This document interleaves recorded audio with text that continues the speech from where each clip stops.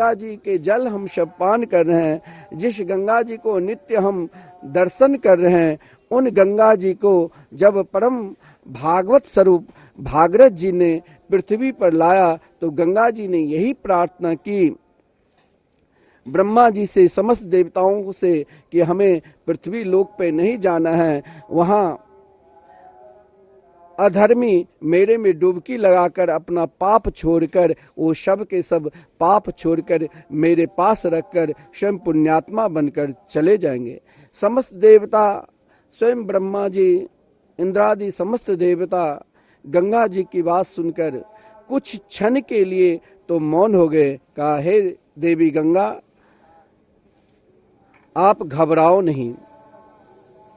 जहां महान से महान अधर्मी, महान से महान पापी, अरे मरने के बाद भी पास में सती घाट है, जहां भारतवर्ष के लोग अस्थि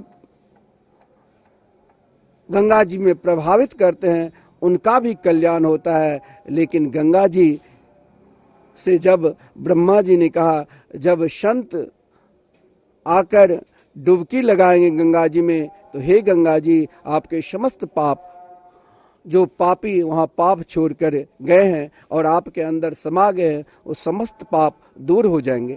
तब तो गंगा जी बोली, मैं अब तो और नहीं जाऊंगी, संतों मेरे पाप लेंगे। बोले नहीं, संत के हृदय में जो अघासुर के पाप के नाश करने वाले, जब भगवान श्री कृष्ण स्वयं को बाल लीला कर रहे थे, उस समय स्वयं भी उन बाल लीला में सबका प्रवेश मिला, लेकिन पाप ने सोचा आज मैं भी अपने आप को कृत कर लूं, भगवान के बाल लीला में ही अपने पाप को दिखाऊं। लेकिन वो कन्हैया पतित पावन है, उन अघासुर के मुख में जाकर अपने परम प्रिय सखाओं को, अपने मित्र को रक्षा की और अघ को, अघासुर को उद्धार किया। भगवान श्री कृष्ण स्वयं को अघासुर का उद्धार किए। इसीलिए संत जब गंगा जी में डुबकी लगाते हैं, मात्र गंगा जी के स्पर्श से ही लाखों करोड़ों यदि पापी अपने पाप को धोए हैं, उन पाप को नष्ट करके जो स्वयं गंगा जी के दिव्य धारा को पुनः निर्मल बना देते हैं, वो शक्ति संत में है। यहाँ कुंभ क्यों मनाया जाता है, यहाँ क्या विशेषता है, इसके विषय में धर्मशास्त्र के अनुसार अनेक परंपरा रही है, अनेक दृष्टांत है। लेकिन दो परंपराएं हम सब जानते हैं। पहला, जिस समय देखिए, जब तक हमारे अंदर किसी के प्रति ईर्ष्या है, द्वेष है, चाहे वो मनुष्य है, चाहे वो असुर है, चाहे वो देवता है, तब तक उनके अंदर, चाहे वो स्वयं अपने पुण्य के प्रताप से अनेक प्रकार के कृत्य कर ले, बहुत बड़े बड़े भंडारा कर ले, बहुत बड़े बड़े समाज के कार्य कर ले, लेकिन उनके अंदर जब तक ईर्ष्या है, तब तक परमात्मा की प्राप्ति नितांत असंभव है। चाहे आप स्वयं एक पैर पर खड़े होकर गंगा जी में 18 घंटे भजन कर लो, और चाहे आप अनेक तीर्थों में चले जाओ, लेकिन जब तक आपके हृदय में ईर्ष्या है, तब तक परमात्मा की प्राप्ति नितांत असंभव है। और ये ईर्ष्या की परंपरा केवल हम मनुष्य के हृदय में ही नहीं है, ये ईर्ष्या देवताओं के अंदर ही भी है। क्योंकि महाराज कश्यप जी की 13 पत्नी में एक पत्नी जो सर्प की माता में आता है, एक पत्नी जो गरुड़ जी की माता में आता है। सर्प की माता और गरुड़ जी की माता, वैसे देखा जाए तो आज समाज में भाई भाई से अलग हो जाते हैं, पिता पुत्र से अलग हो जाते हैं, सगे संबंधी से अलग हो जाते हैं, पति पत्नी से अलग हो जाते हैं। यह अलग होने की परंपरा आज से नहीं, देखा जाए तो पहले से भी ये ईर्षा जब व्यक्ति के हृदय में उत्पन्न हो जाता है, जब उसके हृदय में केवल ईर्षा रूपी भाव में भावित होते रहते हैं, तो देव तुल्य भी हो जाए तो भी उसके हृदय में ईर्षा बसा ही रहेगा। यही हुआ महाराज कश्यप जैसे महात्मा जो स्वयं त्रिकालदर्शी थे, जिसके हृदय में अहरनिशम भगवान के नित्य निरंतर नाम जाप क्या करते थे। उन महाराज कश्यप के पत्नी के हृदय में भी ईर्षा थी, क्योंकि ईर्षा को समाप्त तभी हो सकता है जब संतों की कृपा होगी, जब सदगुरु की कृपा होगी। कभी कभी देखा जाता है कि सदगुरु के निकट में रहकर भी हमारे हृदय में जो ईर्षा रूपी विष है वो नहीं निकलता है। इसीलिए नहीं निकलता है कि सदगुरु के निकट में रहकर अगर ईर्षा रूपी विष नहीं निकल रहा है तो कहीं न कहीं देखा जाए तो मेरे अंदर ही कमी है। अब कमी कहाँ से उत्पन्न होता है, तो कहा गया है विद्या रूप। कभी हम बहुत बड़े विद्वान हैं, कभी हम बहुत बड़े सुंदर हैं, कभी हम बहुत बड़े धनवान हैं, कहीं न कहीं अपने विद्या के अभिमान, कहीं रूप के अभिमान, कहीं धन के अभिमान, कहीं प्रतिष्ठा के अभिमान, प्रभुता के अभिमान, कहीं बड़े कुल का अभिमान। व्यक्ति के अंदर ये अभिमान भी एक ईर्षा की प्रतीक ही है।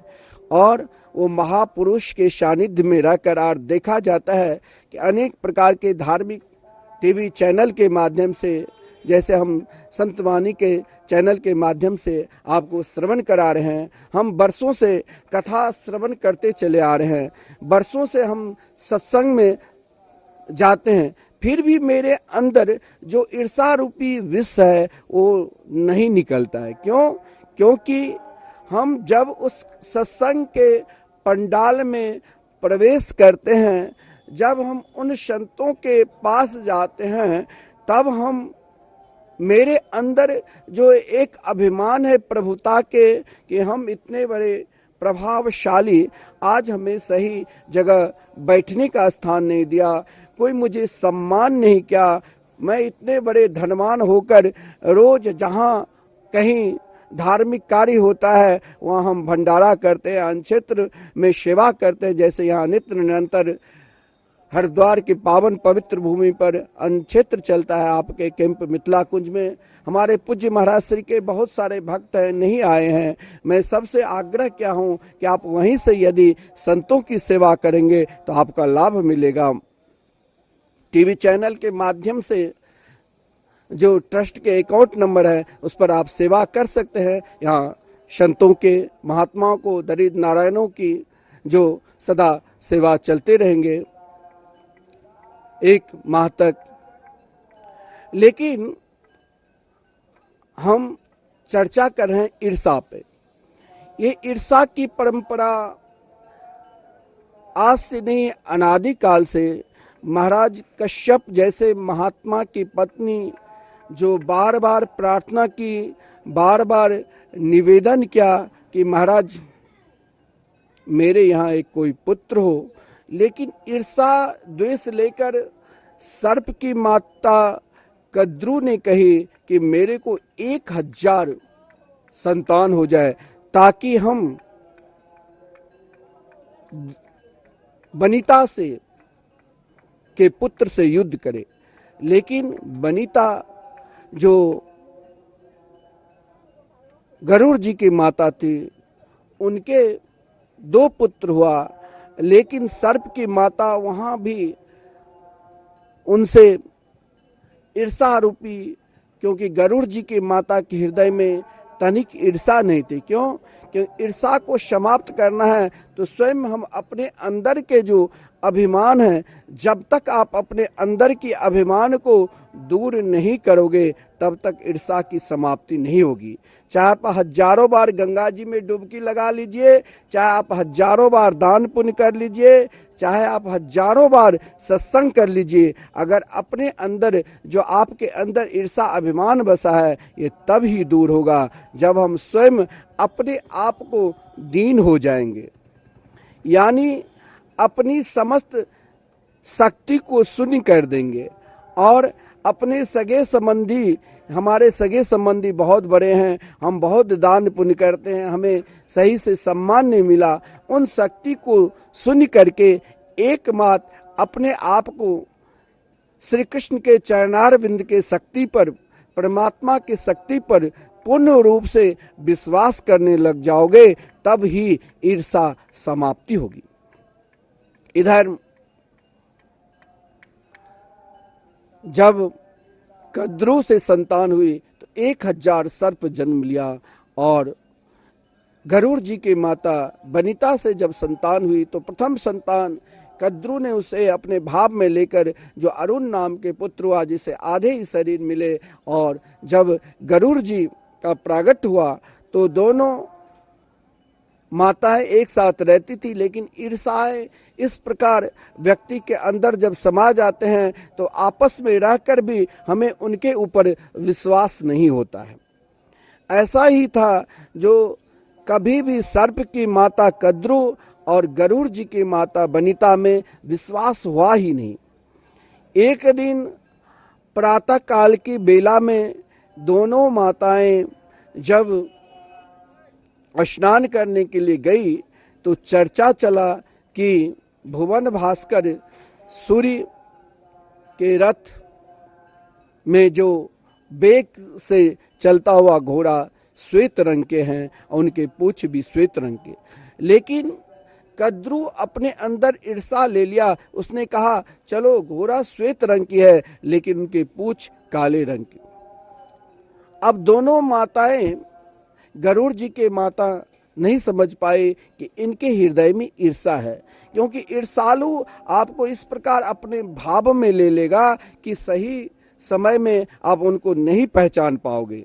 ईर्षालु के हृदय में वो भाव सदा रहता है कि आपके अंदर प्रवेश कर आप जैसे हो जाएंगे, लेकिन उनके हृदय में उससे पहले ही ईर्षा रूपी जो असुर है, ईर्षा रूपी जो दैत्य है, उनके हृदय में बैठा रहता है, जैसे सर्प की माता के हृदय में बैठी हुई थी। उसने गरुड़ जी की माता से कहा कि शर्त, अगर पूछ काला होगा तो जान लो तुम मेरी दासी बनकर होगी बरसों तक, अगर श्वेत होगा तो मैं तुम्हारी दासी बनकर बरसों तक रहूंगी। दोनों माताएं ने आपस में प्रतिज्ञा कर ली। प्रातः काल के बेला जब सब भजन पूजन कर रहे थे गरुड़ जी, उस समय, क्योंकि ब्रह्म मुहूर्त में हम जो भी कार्य करते हैं उनका 10,000 गुना फल मिलता है। हम एक बार यदि सीताराम राधे श्याम नाम का जाप करते हैं तो उनका भी 10,000 गुना फल मिलता है। यदि आप स्नान नहीं भी कर पाते हो फिर भी ब्रह्म मुहूर्त में उठकर आप मानसिक सेवा ही भगवान का ध्यान पूजन करेंगे तो उनका भी 10,000 गुना फल मिलता है। ब्रह्म मुहूर्त के बेला में सर्प की माता गरुड़ जी माता को ले गया। इधर कद्रू ने अपनी ईर्षा रूपी बाण पहले ही चला दिया था। अपने पुत्र सर्प से कहा कि अगर तुम चाहते हो कि मैं जीवन पर्यंत गरुड़ जी की माता की दासी बनकर रहूंगी तो तुम लोग कोई भी बच नहीं पाओगे। इसीलिए एक काम करो, भुवन भास्कर सूर्य के रथ में वेग से चलने वाले अश्व घोड़ा के पूंछ में लिपट जाओ। रात्रि, क्योंकि ब्रह्म मुहूर्त के बेला में तनिक रात्रि होती है, गरुड़ जी की माता गई तो देखा पूंछ काला, जीवन पर्यंत अब दासी के रूप में रहना पड़ा। देखिए ईर्षा रूपी बाण, दोनों बहन है माना जाए, लेकिन यहाँ ईर्षा रूपी बाण ऐसी चली, एक बहन रानी की तरह रहने लग गई और एक बहन दासी की तरह रहने लगी। लेकिन एक पुत्र तभी पुत्र कहलाने के योग्य होता है जब हर प्रकार अपने माता पिता की सेवा करे, माता पिता कभी दुखी न रहे, ये ध्यान दें। आज समाज में माता पिता को दूर रखकर स्वयं को जिन माताओं पिताओं ने अपने पुत्र को पढ़ाया लिखाया, लेकिन महाराज विवाह होने के पश्चात बहुत कम घर में ही माता पिता को सम्मान मिलता है। आज माता पिता को सम्मान नहीं मिला है। लेकिन गरुड़ जी जो स्वयं भगवान विष्णु के परम प्रिय पार्षद, जब भगवान विष्णु चलते हैं तो गरुड़ जी पर ही, गरुड़ जी ने देखा कि मेरी माता उदास, बोले माता उदास होने की जरूरत नहीं, जाओ कद्रू माता से पूछना कि उनकी क्या इच्छा है। जब सर्प की माता से पूछा गया तो उसने कहा कि हमें तो अमृत चाहिए। अगर दुष्ट व्यक्ति, अगर सदपात्र व्यक्ति नहीं हो तो वहां सदपात्र व्यक्ति के पास अमृत केवल पीने से अमर ही नहीं हो जाता है। अमृत तो संसार में अनेक प्रकार के कहा गया। अमृत जिस औषधि को, जिस भोजन को हम खाते हैं, जिससे हम जीते हैं, वो भी एक अमृत है। लेकिन संसार के जितने भी अमृत है, भागवत में कहा गया है, जिस समय भगवान सुखदेव जी महाराज परीक्षित को भगवान की दिव्य लीला भागवत कथा प्रारंभ कर रहे थे, उस समय परीक्षित के समीप सामने सदगुरुदेव विराजमान हैं और झुंड के झुंड देवता उस समय उपस्थित होकर यही महाराज सुखदेव जी से प्रार्थना की, भगवान ये अमृत, जिस अमृत के लिए ना जाने भयंकर देवासुर संग्राम हुआ, जहां लाखों असुर, लाखों देवता शहीद हुए, उन अमृत को हमने बहुत कठोर परिश्रम से प्राप्त किया। आज वही अमृत आप अपने शिष्य को प्रदान कर दे। लेकिन भगवान सुखदेव जी जानते थे कि अमृत क्या है।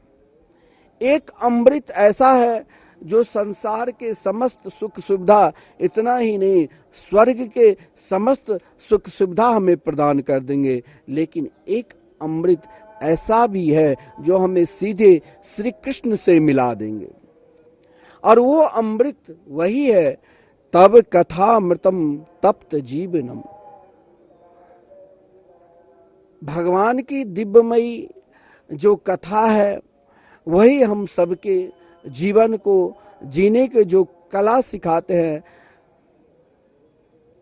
परंतु संसार के अमृत के लिए संसारी व्यक्ति तरसते हैं। जैसे सर्प की माता ने कहा कि मुझे स्वर्ग के अमृत चाहिए। सब चाहते हैं कि हमें भगवान मिल जाए, लेकिन भगवान यदि मिल जाए तो कभी अपने आप को भगवान से ये नहीं कहेंगे हे प्रभु मुझे अपने चरण के दास बना दो। वो भी भगवान से अपनी हृदय की अनेक प्रकार की जो आकांक्षा है, इच्छा जो है कि मुझे बहुत बड़े फ्लैट हो जाए, मेरे लड़के बच्चे के शादी विवाह हो जाए और बहुत बड़े ऑफिसर हो जाए, यही सब उनकी आकांक्षा होती है। क्योंकि आकांक्षा, इच्छा एक जन्म का फल नहीं होता है, इच्छा अनेक जन्म का फल से उत्पन्न होता है।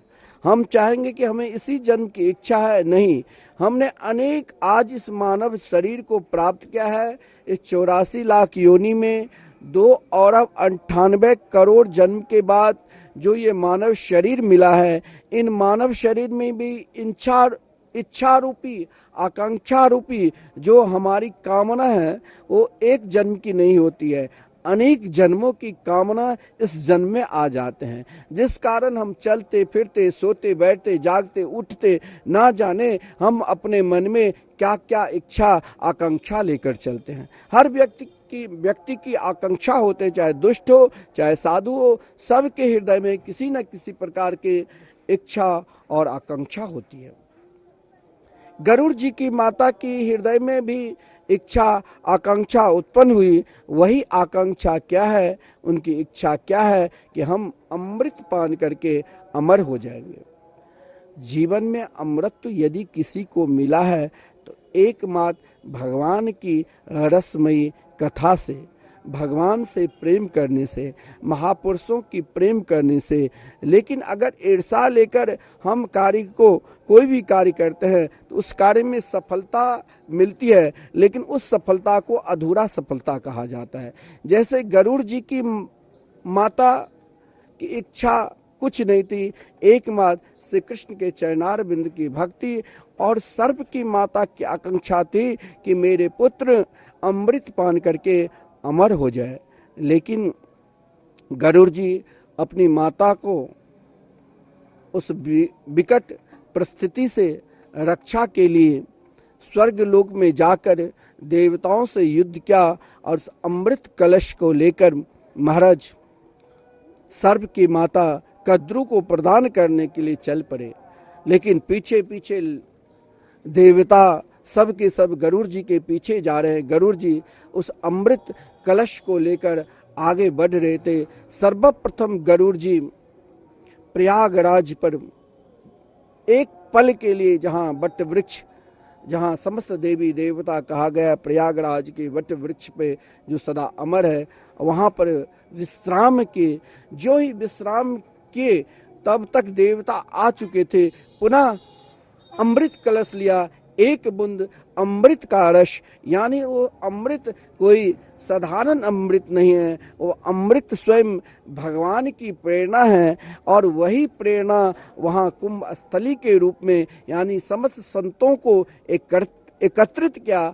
जहाँ भी भगवान यदि किसी प्रकार के लीला कराते हैं तो उन संतों की महिमा को बढ़ाने के लिए गरुड़ जी पुनः हरिद्वार आए दौड़ते दौड़ते। लेकिन यहाँ भी महाराज विश्राम नहीं कर पाया। यहाँ भी जहाँ विश्राम करने की पवित्र, परम पवित्र भूमि माता चंडी देवी के पावन सानिध्य में विश्राम करने की इच्छा की, लेकिन तब तक देवता पीछे करते करते आ चुके थे। यहाँ भी अमृत का एक बूंद, यानी उस बूंद को कोई साधारण बूंद नहीं, महात्माओं को, झुंड को एकत्रित करने के लिए वहां बूंद टपका। महाराज गरुड़ जी उस वेग से जा रहे थे जिस वेग से महाराज भागते भागते नासिक गए, फिर उज्जैन आए। लेकिन जहां जहां अमृत का एक बूंद टपका, वहां आज इन संतों का दर्शन हमें मिल रहे हैं। एक आधार पर यह भी कहा गया है कि जिस समय समुद्र मंथन हुआ, समुद्र से अनेक प्रकार के रत्न निकले, और जब स्वयं धन्वंतरी भगवान के अवतार लेकर अमृत कलश लिया तो इंद्र का पुत्र जयंत ने उस अमृत को लेकर भाग गए। और भागकर महाराज भागते भागते 12 दिन तक युद्ध हुआ इस पृथ्वी लोक पर। 12 दिन के बाद जब शुक्राचार्य जी ने देखा कि जयंत अमृत लेकर जा रहा है, तो स्वयं शुक्राचार्य जी ने असुरों को आदेश दिया कि युद्ध करो। महाराज 12 दिन तक भयंकर युद्ध चला था। तब भगवान मोहिनी के अवतार धारण किए थे और वह अमृत देवताओं को पान कराए। तो 12 दिन, यानी देवताओं को 12 दिन, हम सबके 12 वर्ष होते हैं। और यही 12 वर्ष के हर 12 वर्ष पे जहां आज हम सबको सौभाग्य मिल रहा है, चाहे हम घर पे बैठे हैं, चिंता नहीं करो, वहां भी चिंतन करो। हम टीवी चैनल के माध्यम से अनेक महापुरुषों को दर्शन करते हैं, इस दिव्य गंगा जी के दिव्य धारा की दर्शन करते हैं, जहां साधु संतों के दिव्य बड़े बड़े कैंप लगा हुआ है, कलसा लगा हुआ है, वहाँ लाखों संतों की दर्शन करते हैं। इस कोरोना काल में भी हमें जिस प्रकार आदेश मिला है, क्योंकि सरकार के आदेश देवता के आदेश माना जाता है, वहाँ पर भी रहकर हमारी इच्छा है कि हम भी हरिद्वार में पहुँचे तो मन से हम पहुँच सकते हैं। हमारी इच्छा है कि हम भी संतों के भंडारा करें, तो आप वहाँ से भी भंडारा करवा सकते हैं, आप सहयोग कर सकते हैं। यहाँ एक एक संत महात्मा यदि भोजन करते हैं तो आप ये मत सोचना कि ये संत को हम जानते हैं, कोई फकीर होगा। मैंने पहले ही कहा कि यहाँ कोई साधारण संत निवास नहीं करते हैं। यहाँ बड़े बड़े भजनानंदी को दर्शन करना है, जिसे हम अपने जीवन में अगर कई बार मानव शरीर धारण करके भी नहीं दर्शन कर पाएंगे, वो संत भी कहीं न कहीं छुपे हुए हैं। चाहे हम नहीं देखते हैं लेकिन वो हमें बार बार देखते हैं कि तुम जैसे सौभाग्यशाली कौन होगा जो इस परम पवित्र भूमि में आप यहाँ धूल भी उड़ते हैं, उस धूल का भी महिमा है कि आज पवन देव के हृदय में इतनी प्रसन्नता होती है कि इन संतों को अभिषेक करो तो पवन देव भी अभिषेक करता है। यहाँ बारिश भी होती है तो महाराज स्वयं देवराज इंद्र के हृदय में प्रसन्नता होती है कि इन संतों को अभिषेक करो, क्योंकि एक साथ त्रिलोकी के समस्त संत जो व्यवहारिक संत है जिसे हम सब जानते हैं उनके तो दर्शन कर रहे हैं, जो अंतरिक्ष में विराजमान बड़े बड़े महापुरुष हैं जिसे हम इस नयन से दर्शन नहीं कर पाएंगे लेकिन वो हमें देखते हैं, लेकिन उनके चरण की धूल उनकी हवा हमारे ऊपर जरूर पड़ते हैं, जिससे हम सब के सब धन्य हो जाते हैं। हम सब दो बार भगवान के नाम ले फिर आगे चर्चा करेंगे। गोविंद जय जय गोपाल जय जय, गोविंद जय जय गोपाल जय जय, श्री राधा रमण हरि गोविंद जय जय।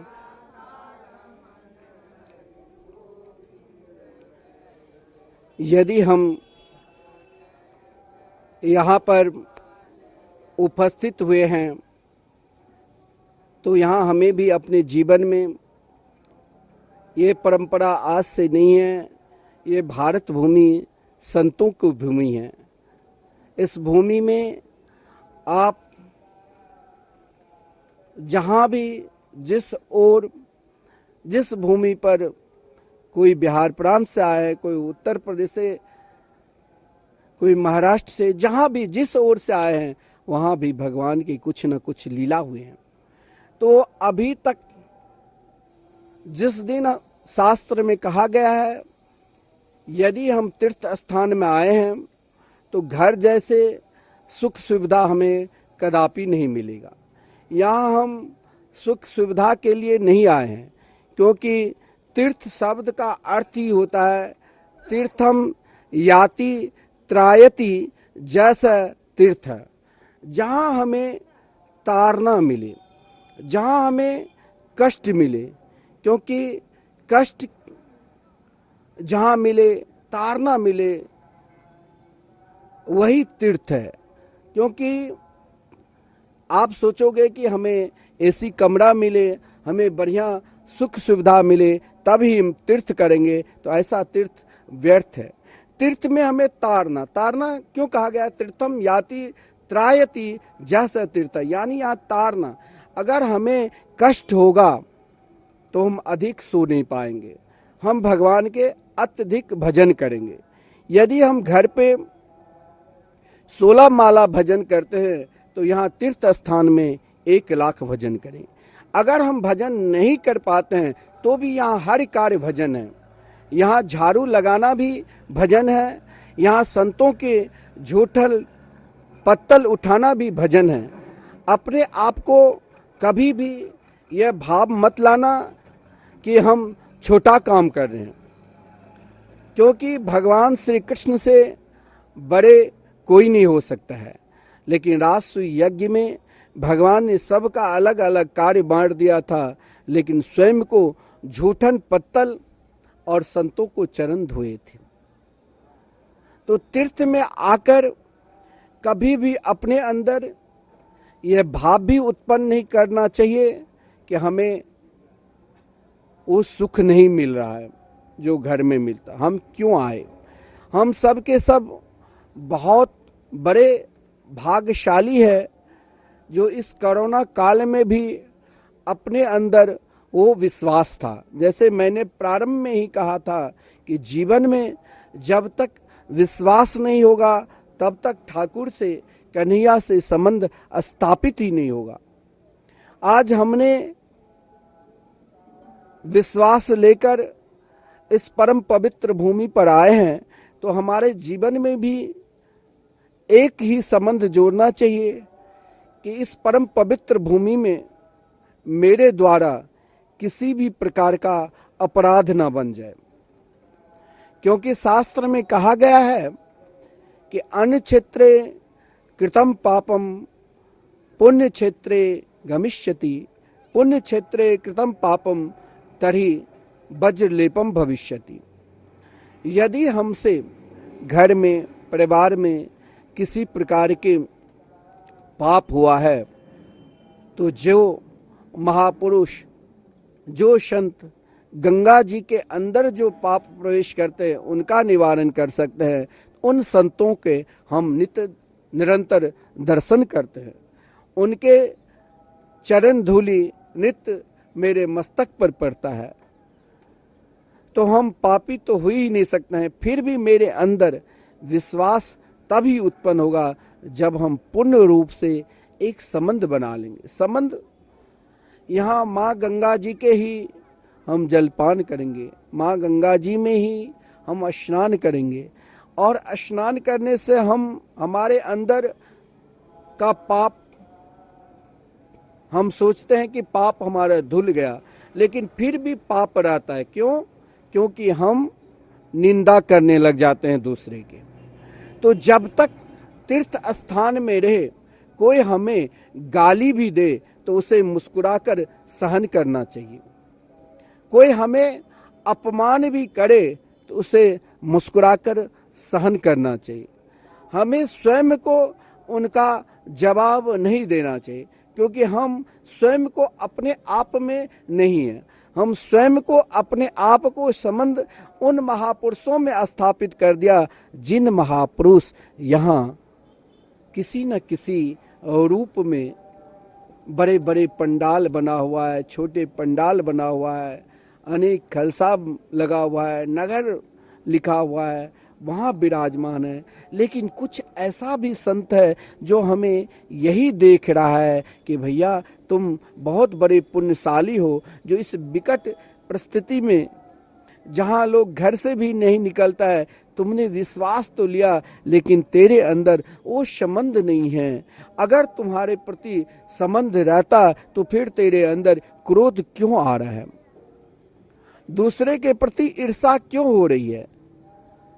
कद्रू ने ईर्षा की तो उन्हें ना अमृत मिला और न कुछ मिला। गरुड़ जी ने अपना परिश्रम किया तो अपनी माता को दासी पद से भी मुक्त किया, और श्री कृष्ण स्वयं भगवान नारायण इतने प्रसन्न हुए, कहा गरुड़ जी आज से तुम मेरे साथ रहो। लेकिन गरुड़ जी ने कहा केवल साथ नहीं, प्रभु मुझे अपना दास बनाकर रखो, मुझे अपना सवारी बनाकर रखो, आप जहां भी जाओ मुझे अपने साथ ले जाओ। भगवान बहुत प्रसन्न हुए, क्योंकि अपने आप को हर पल हर क्षण सेवक बनकर रहो। अगर हम चाहते हैं कि हम बहुत बड़े धनवान हैं, हम सेवक बनकर क्यों रहें? क्योंकि आजकल ऐसी परंपरा बन गई है, जो हम बहुत बड़े हैं, हम बहुत बड़े दान पुण्य करते हैं, हम बहुत बड़े कृत कार्य करते हैं, हम जहाँ जाए हमें उसी प्रकार स्थान मिले जैसे घर में है। तो यह भी एक अभिमान का प्रतीक है। यहाँ हमने अपने आप को जब विश्वास करके इस परम पवित्र भूमि हरिद्वार के पावन तीर्थ में आ चुके हैं, तो वही विश्वास रखना चाहिए। हमारे संबंध तो उन महात्माओं से हैं जिन महात्मा स्वयं को, अपने आप को, संत महात्मा कभी डरते नहीं। वो यदि मर भी जाए, बहुत लोग कहते हैं महाराज इतने बड़े बड़े संत कोरोना काल में क्यों गए? वो स्वयं को अपना दे, जब ही वो स्वयं को दे ही उनके नहीं है, तो फिर उनका डर किसके? अगर मर भी जाए तो उनका शरीर मरेगा। वो तो देहाभिमान को छोड़कर स्वयं को, अपने आप को श्री राम कृष्ण के चरणार बिंद में समर्पित कर दिया है, उनके चरणार बिंद में लगा दिया है। हर पल हर क्षण उनके मंगलमय नाम से ही जीते हैं, नाम से ही रहते हैं और नाम बोलकर ही चलते हैं। संत महात्मा यदि बोलेंगे ही तो स्वयं को सीताराम राधे श्याम, संत महात्मा यदि कुछ कहेंगे भी तो पहले राधे राधे सीताराम, क्योंकि उन्हें डर ही नहीं है। मरना है तो उनका शरीर मरेगा। और उन हम सब कितने बड़े भाग्यशाली है जो उन संतों के दर्शन हमें बिना परिश्रम से मिलता है। हम तनिक परिश्रम करके हम अपने आप को विश्वास लेकर इस दिव्य भूमि पर आए हैं, तो हमारे अंदर भी यही विश्वास होना चाहिए कि इस परम पवित्र भूमि में मेरे द्वारा किसी प्रकार की गंदगी न हो। और एक बाहर की गंदगी को भी साफ करना है और एक हमारे अंदर की जो गंदगी है, इस गंदगी को यदि साफ करना है तो ये सत्संग के माध्यम से ही होगा, संतों के दर्शन के माध्यम से होगा। और हमारे अंदर कभी भी जब तक हम कम से कम ईर्षा द्वेष क्रोध जाता नहीं है, लेकिन जब तक हम इस परम पवित्र भूमि तीर्थ स्थान में रहे, स्वयं को यही भाव रखना चाहिए कि मेरे अंदर ईर्षा उत्पन्न ही न हो, मेरे अंदर क्रोध उत्पन्न ही न हो, मेरे अंदर किसी प्रकार के द्वेष उत्पन्न ही न हो। यदि जब मेरे अंदर किसी प्रकार की मन विचलित होता है तो हमारे पूज्य गुरुदेव जहाँ वृंदावन में निरंतर 27 साल से युगल नाम महामंत्र राधे कृष्ण कृष्ण कृष्ण राधे राधे, राधे श्याम श्याम श्याम राधे राधे।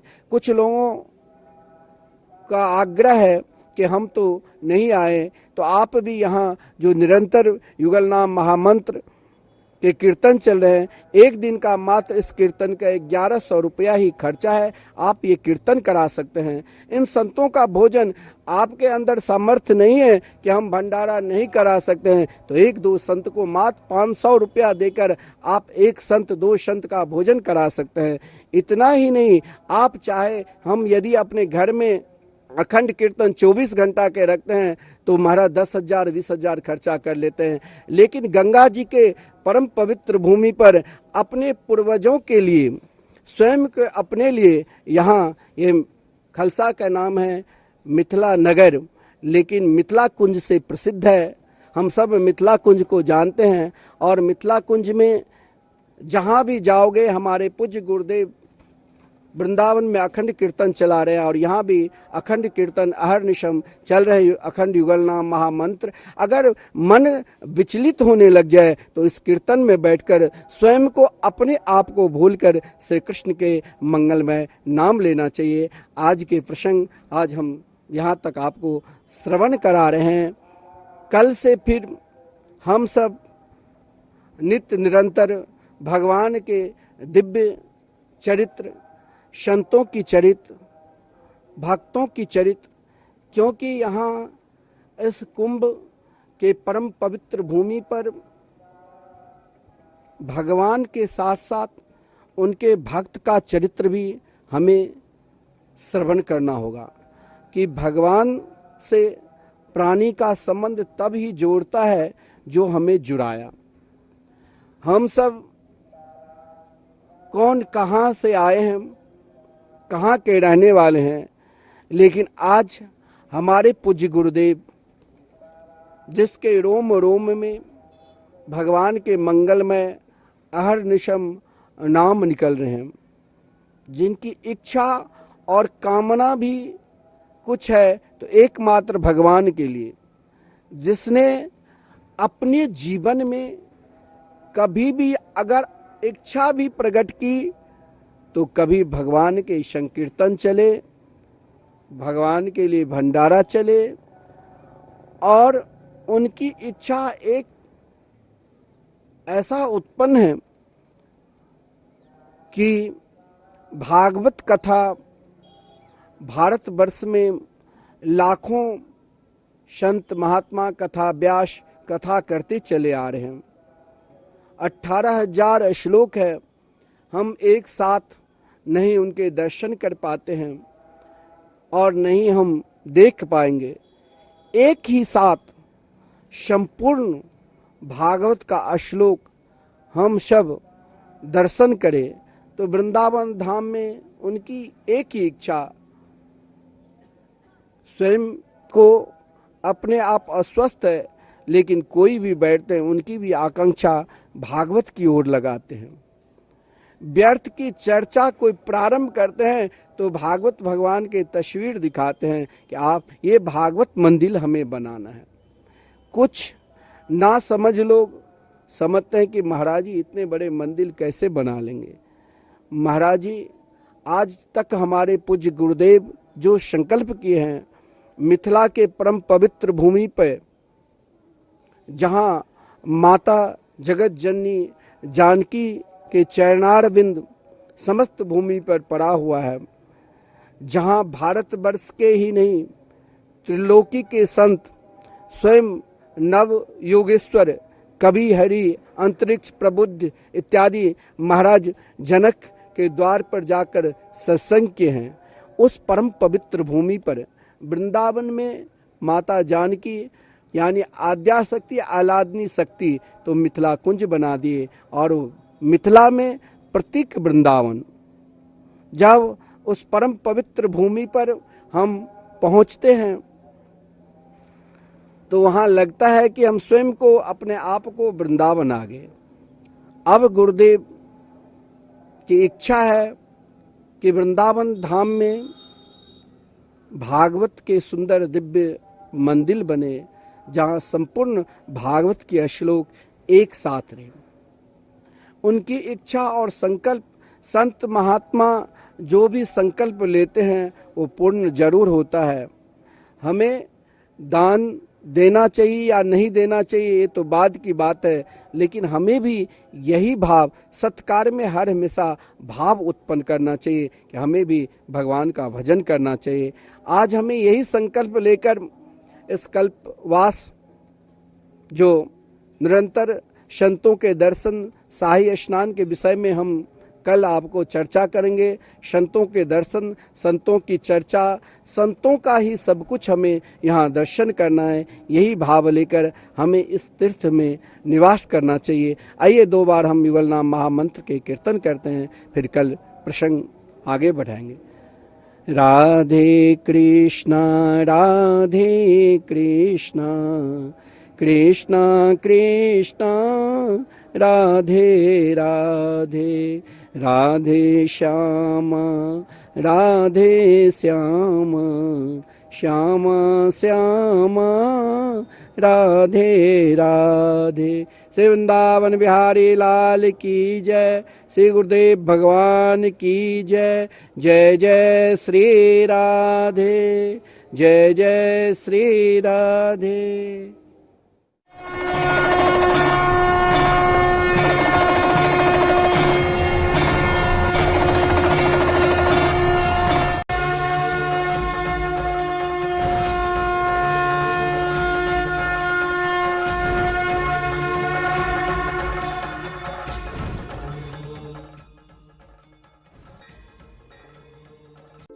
अब कपड़ों की सफाई से लेकर बर्तनों की चमक तक, समझदार लोगों की पहली पसंद लोहिया तुलसी नंबर 1।